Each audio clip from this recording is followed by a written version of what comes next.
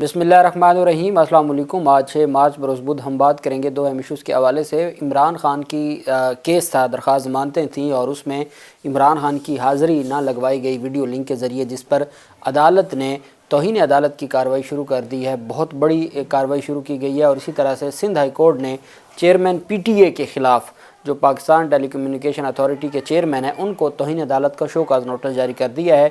जबकि इमरान ख़ान की ज़मानत पर 190 मिलियन पाउंड स्कैंडल केस में ज़मानत की दरख्वास्त पर 2 रुकनी बेंच ने, इस्लामाबाद हाई कोर्ट के 2 रुकनी बेंच ने समाअत की। उसकी तफसील भी मैं आपके साथ शेयर करूँगा।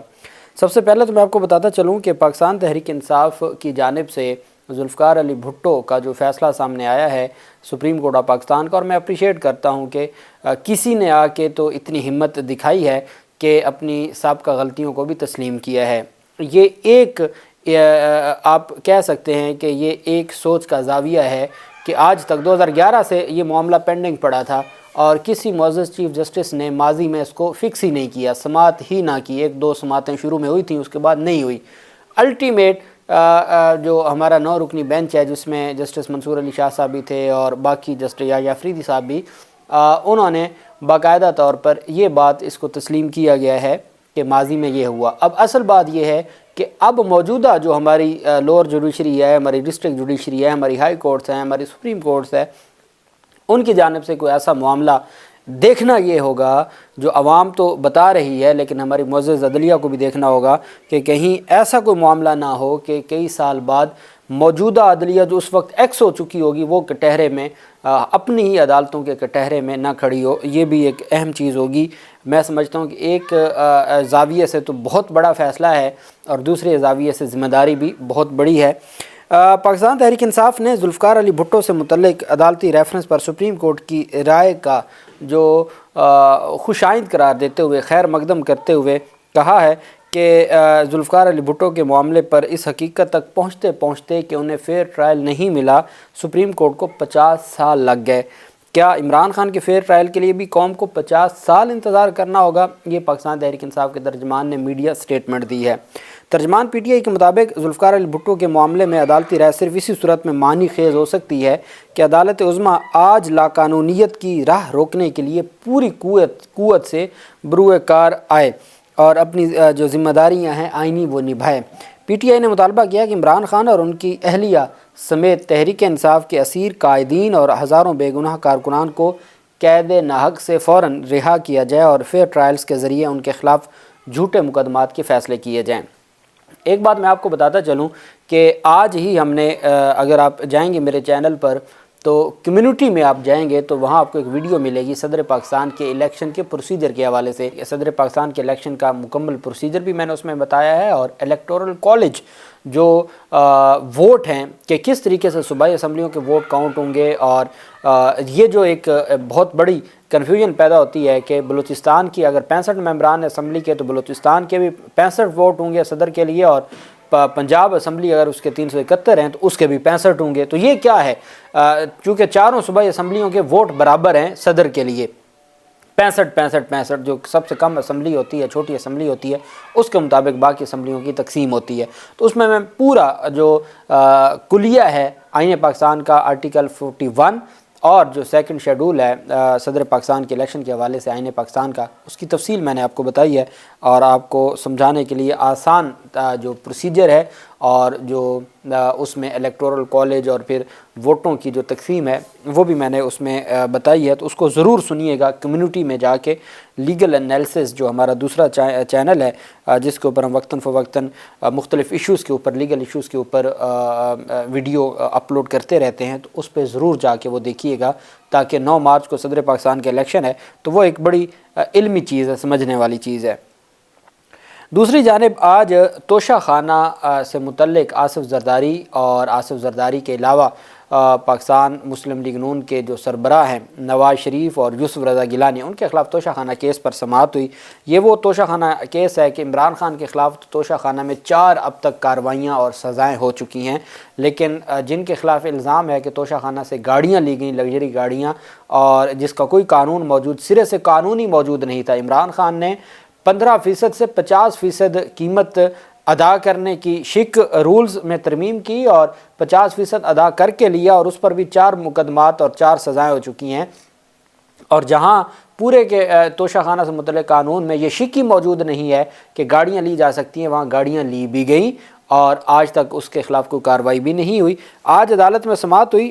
مسلم لیگ نون کے سربراہ نواز شریف، آصف زرداری اور یوسف رضا گیلانی اور دیگر کے خلاف توشہ خانہ گاڑیوں ریفرنس میں تفتیشی افسر کو نوٹس جاری کرتے ہوئے 19 مارچ کو پیش ہونے کی ہدایت کر دی۔ عمران خان کے خلاف جو توشہ خانہ کا ریفرنس تھا، جو ابھی ہم فیئر ٹرائل کی بات کر رہے تھے، تو عمران خان کے خلاف توشہ خانہ ریفرنس چند دنوں میں ڈیسائیڈ ہوا ہے، اور حتیٰ کہ جرا کا رائٹ ختم کر کے عدالت نے ڈیسائیڈ کر کے فائنل ججمنٹ دے دی۔ یہاں 19 مارچ، آج 6 مارچ ہے، اسلام آباد کی احتساب عدالت میں سماعت ہوئی۔ احتساب عدالت کے جج ناصر جاوید رانا صاحب نے سماعت کی۔ نواز شریف کے وکیل قاضی مصباح الحسن اور آصف زرداری کے وکیل ارشد تبریز عدالت میں پیش ہوئے۔ تینوں جو مرکزی ملزمان ہیں ان میں سے کوئی ایک بھی نہیں پیش ہوا۔ نواز شریف کی جانب سے ان کے پلیڈر رانا عرفان، جبکہ نیب کی جانب سے پروسیکیوٹر عثمان مسعود پیش ہوئے۔ نیب پروسیکیوٹر نے عدالت کو آگاہ کیا کہ تفتیشی افسر ضمنی ریفرنس کے لیے رپورٹ پیش کرے گا، تفتیشی افسر کو نوٹس کر دیں۔ جج ناصر جاوید رانا نے استفسار کیا کہ ملزمان کون ہیں، ان کی حاضری لگوائیں۔ عدالت کو بتایا گیا کہ ملزمان تو نہیں ہیں، ان کے پلیڈر ہی آتے ہیں۔ عدالت نے 19 مارچ کے لیے تفتیشی افسر کو نوٹس جاری کرتے ہوئے ان کو پیش ہونے کی ہدایت کر دی۔ دوسری جانب اسلام آباد ہائی کورٹ نے 190 ملین پاؤنڈ کیس میں سابق وزیر اعظم اور سربراہ پاکستان تحریک انصاف عمران خان کی ضمانت بعد از گرفتاری پر سماعت کی۔ چیف جسٹس عامر فاروق صاحب اور جسٹس طارق محمود جہانگیری صاحب نے سماعت کی۔ لطیف خان کھوسا پیش ہوئے۔ چیف جسٹس عامر فاروق نے ریمارکس کیا کہ کھوسا صاحب آپ کی درخواست پر نیب کو نوٹس جاری نہیں ہوئے۔ آفس نے رجسٹرار نے اعتراض لگایا ہے کہ ڈپازٹ فیس جمع نہیں ہوئی۔ اس پر لطیف کھوسا نے موقف اپنایا، مگر یہ تو ضمانت بعد از گرفتاری کا کیس ہے، درخواست گزار جیل میں ہے، جب درخواست گزار جیل میں ہو تو ڈپازٹ نہیں کرانا پڑتا۔ یہ ایک طریقہ کار ہوتا ہے کہ کچھ ایسے مواقع ہوتے ہیں جہاں پر سائل نے خود فیس جمع کروانی ہوتی ہے، تھوڑی سی فیس ہوتی ہے، اور جو برانچ ہے وہ نوٹس جاری کرتی ہے۔ جو بعد از گرفتاری یا ایسے معاملات جب ریاست کی کسٹڈی میں کوئی ملزم ہوتا ہے تو تب وہ خود ہی نوٹس جاری کر دیتے ہیں، چونکہ سرکار کو ہی نوٹس کرنا ہوتا ہے، اس پر فیس ڈپازٹ نہیں کروائی جاتی۔ اب عمران خان کی درخواست ضمانت یہ کئی دنوں سے پینڈنگ پڑی ہے، اور اس میں نوٹس کا آرڈر ہوا تھا کہ نوٹس کرنا ہے، اور آج جب عدالت میں سماعت شروع ہوئی تو نیب کے جو رجسٹرار آفس ہے اس نے اسلام آباد ہائی کورٹ میں یہ جواب جمع کروایا کہ جی نوٹس نہیں ہو سکے، نیب کو ہم نوٹس جاری نہیں کر سکے چونکہ سائل کی جانب سے تو ڈپازٹ فیس ہی نہیں ڈپازٹ کروائی گئی۔ تو لطیف کھوسا نے کہا جناب بعد از گرفتاری میں کون ڈپازٹ کرواتا ہے؟ تو عدالت نے عمران خان کی درخواست پر نیب کو دوبارہ نوٹسز جاری کر دیے، اور لطیف کھوسا نے کہا کہ ہم نے 497 کی درخواست دی تھی جو خارج ہو گئی۔ اس پر چیف جسٹس نے استفسار کیا تو یہ بتائیے کہ یہاں 497 آئے گی یا رٹ آئے گی؟ جواب میں لطیف کھوسا نے کہا کہ 497 ہو یا 498 سے کوئی فرق نہیں پڑتا، یہ ضمانت بعد از گرفتاری ہے۔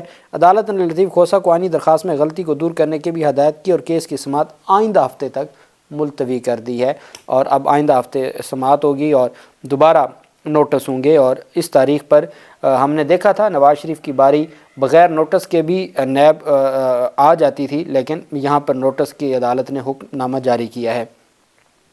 عمران خان بشرا بی بی کی درخواست ضمانتوں پر سماعت ہوئی۔ یہ 6 مقدمات میں عمران خان کی سیشن عدالتوں میں ضمانت ہے، اور ایک ضمانت ہے یہ عبوری ضمانتیں ہیں جو بشرا بیگم کی۔ اس پر عدالت نے احکامات جاری کیے تھے کہ عمران خان اور بشرا بیگم کی ویڈیو لنک کے ذریعے حاضری مکمل کروائی جائے۔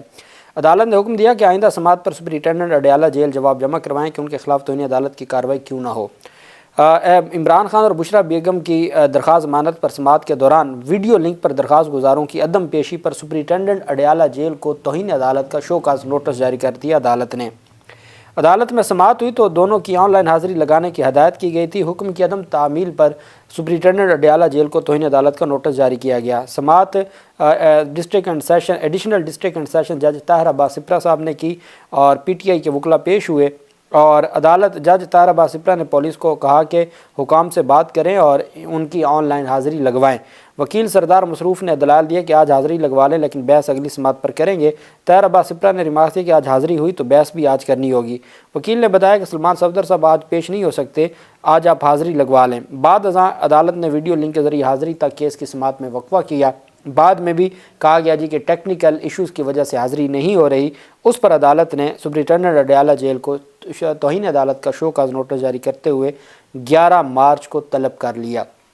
جبکہ جو ایک مقدمہ تھا سندھ ہائی کورٹ میں جو ٹویٹر کی بندش سے متعلق، ایکس کی بندش سے متعلق، اور عدالت نے حکم جاری کیا تھا کہ ٹویٹر کی بندش کو ختم کیا جائے، ایکس کی بندش کو ختم کر کے بحال کیا جائے، اور وہ نہیں ہوا تھا۔